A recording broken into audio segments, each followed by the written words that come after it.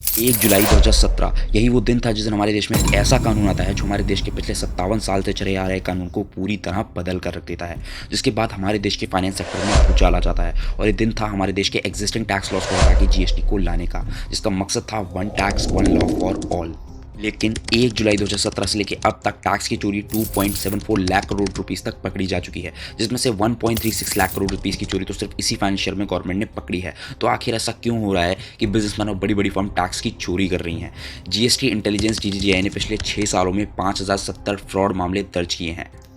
जिसमें से आईटीसी यानी जिसे जीएसटी की लैंग्वेज में इनपुट टैक्स क्रेडिट कहते हैं कि अगर आप किसी भी परचेस पर जीएसटी पे करते हो तो आप उस टैक्स पेमेंट का इनपुट टैक्स क्रेडिट क्लेम ले सकते हो, जिसे लेने के लिए लोगों ने फेक पैन और आधार कार्ड का यूज़ किया है। और गाइस जरा इमेजिन करके देखो कि इन 5000 मामलों में कितनी टैक्स की चोरी की गई होगी। वेल ये कोई छोटा अमाउंट नहीं बल्कि 27,426 करोड़ रुपए की चोरी थी। मतलब सिर्फ 5000 बंदों के फेक पैन और आधार कार्ड से इतनी बड़ी चोरी, जो कि बहुत कंट्री की जीडीपी भी इस अमाउंट के बराबर नहीं होगी, जिसमें से गवर्नमेंट ने 922 करोड़ रुपए वसूल कर लिए हैं। लेकिन बाकी बचे 26,504 करोड़ रुपए आखिर कहाँ हैं? तो आखिर कैसे इनकम टैक्स डिपार्टमेंट के होने के बावजूद भी लोग टैक्स की चोरी को अंजाम देते हैं, वो भी इतने बड़े लेवल पे? Chapter 1 how do people commit tax evasion.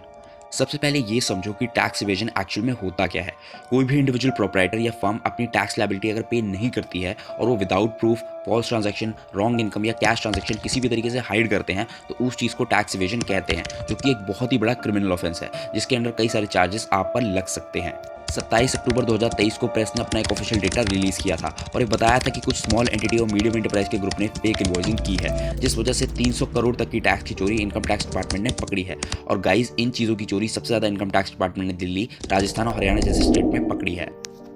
चलो अब ये समझते हैं कि आखिर ये लोग टैक्स स्कैम को कैसे अंजाम देते हैं। स्मगलिंग। जब भी कोई सर्टेन गुड्स नेशनली या इंटरनेशनली जाते हैं तो उन गुड्स की मूवमेंट के लिए ई वे बिल जनरेट किया जाता है, लेकिन कुछ लोग बहुत ही सुपरस्टिशियस तरीके से गुड्स की मूवमेंट करवाते हैं ताकि वो टैक्स की चोरी कर सकें। गाइस हर कंपनी और बिजनेसमैन जिसके पास आज एक जीएसटी नंबर होता है उसे हर मंथ में या क्वार्टर में अपनी रिटर्न फाइल करवानी होती है, लेकिन कुछ लोग अपनी फॉल्स सेल्स दिखा के गलत टैक्स रिटर्न फाइल करवाते हैं ताकि वो अपना टैक्स बचा सकें। Next, using the fake documents to claim exceptions. Government tax payer को टैक्स सेविंग्स के कुछ एग्जेम्पशंस प्रोवाइड करवाती है, लेकिन कुछ लोग फेक डॉक्यूमेंट्स के जरिए उन एग्जेम्पशंस को क्लेम करवाते हैं और इस गेम को अंजाम देते हैं ताकि वो अपना टैक्स बचा सकें।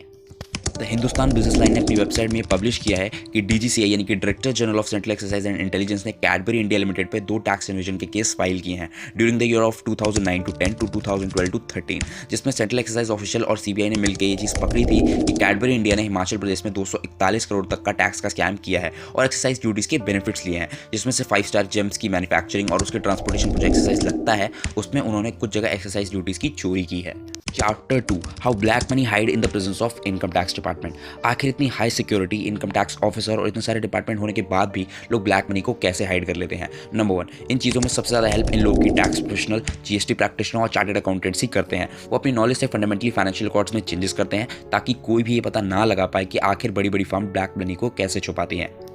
They are doing audit very smartly to hiding the actual financial records of the firm. Similarly, सिर्फ इसमें बड़ी बड़ी फर्म या बिजनेसमैन ही नहीं बल्कि पॉलिटिशियंस और गैंगस्टर्स भी शामिल होते हैं ताकि वो इसी ब्लैक मनी का यूज़ करके बॉम्ब ब्लास्टिंग या टेररिज्म जैसी चीज़ों को अंजाम दे सके। अगर कोई भी बिजनेसमैन अपने बैंक अकाउंट में एक लिमिट से ज़्यादा कैश ट्रांजैक्शन या अमाउंट होल्ड करता है तो उसे इनकम टैक्स डिपार्टमेंट की तरफ से नोटिस आता है और उसे एओ यानी कि असेसिंग ऑफिसर को वैलिड रीजन और प्रूफ देने पड़ते हैं कि आखिर ये अमाउंट आपके बैंक अकाउंट में कैसे आया या आपने इतनी कैश ट्रांजैक्शन आखिर क्यों की है। और अगर वो इन चीज़ों को काउंटर नहीं कर पाता है तो उसे इनकम टैक्स के रूल के अकॉर्डिंग पेनल्टीज पे करनी पड़ेंगी और अगर ये क्राइम बड़ा हुआ तो उस पर जुर्माने के साथ साथ कुछ सालों की जेल की सज़ा भी मिलती है। गाइस द इंडियन एक्सप्रेस ने रिपोर्ट पब्लिश की है कि इसी फाइनेंशियल में director general of GST intelligence ने 1.36 लाख करोड़ का टैक्स इवेजन पकड़ा है और उन्होंने ये चीज़ इसी फाइनेंशियल में जून मंथ में इस चीज़ को पकड़ा है कि कुछ मास्टरमाइंड लोग बहुत ही शार्प तरीके से इन स्कैम को अंजाम दे रहे थे,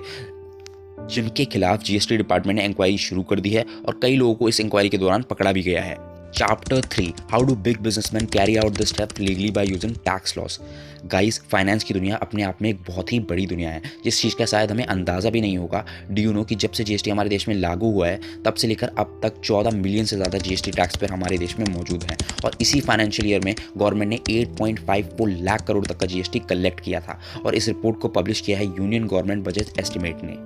अब थोड़ा सा चलते हैं उस गहरे समंदर में कि आखिर कैसे इतनी बड़ी बड़ी फर्म टैक्स की चोरी करती हैं। आखिर कैसे इतने बड़े बड़े यूनिकॉर्न स्टार्टअप अपनी बैलेंस शीट इतने स्मार्टली तरीके से प्रिपेयर करते हैं जिससे वो टैक्स देने से बच पाएं। अभी पिछले साल ही 29 अगस्त 2023 को द इकोनॉमिक टाइम्स ने अपनी वेबसाइट पे चीज़ पब्लिश की थी, जिसमें उन्होंने ये बताया था कि income tax is proving an elite tax evasion by the founder of 3 Indian unicorn startups which is फर्स्टक्राई.com, ग्लोबलबीज ब्रांड लिमिटेड एंड एक्सप्रेसबीज,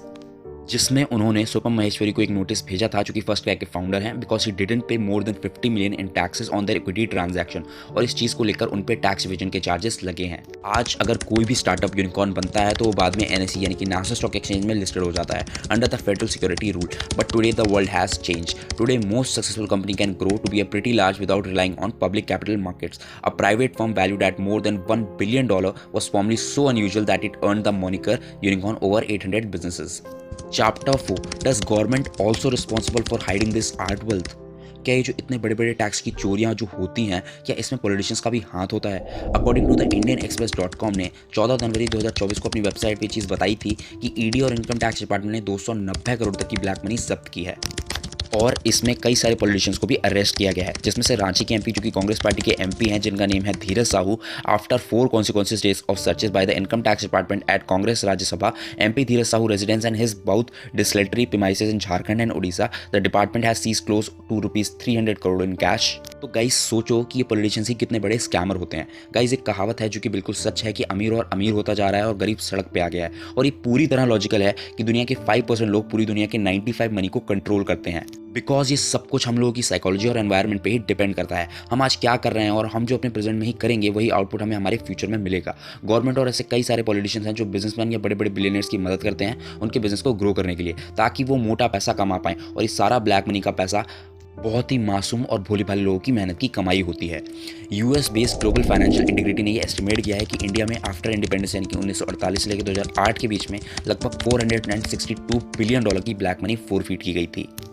तो आपको क्या लगता है कि गवर्नमेंट को इन सब चीज़ों को एड्रेस करने के लिए कुछ स्ट्रिक्ट लॉज बनाने होंगे ताकि गरीब लोगों के पैसे के साथ ये बड़े बड़े पावरफुल लोग खिलवाड़ ना कर पाएं, और ऐसे पॉलिटिशियंस को भी हमें पकड़ना चाहिए जो ऐसा करते हैं। अगर आपको ऐसे ही सेंसिटिव और ऑथेंटिक इन्फॉर्मेशन वाले टॉपिक पसंद आते हैं तो आप राइट साइड पर क्लिक करके मेरे AI वाली वीडियो भी देख सकते हैं, जिसमें मैंने ये बताया है कि अगर डार्क वेब AI के हाथ में आ जाए तो इससे हम ह्यूमंस की लाइफ पे क्या इंपैक्ट पड़ेगा। So if you like this video please give a big thumbs up to this video and please subscribe to our channel.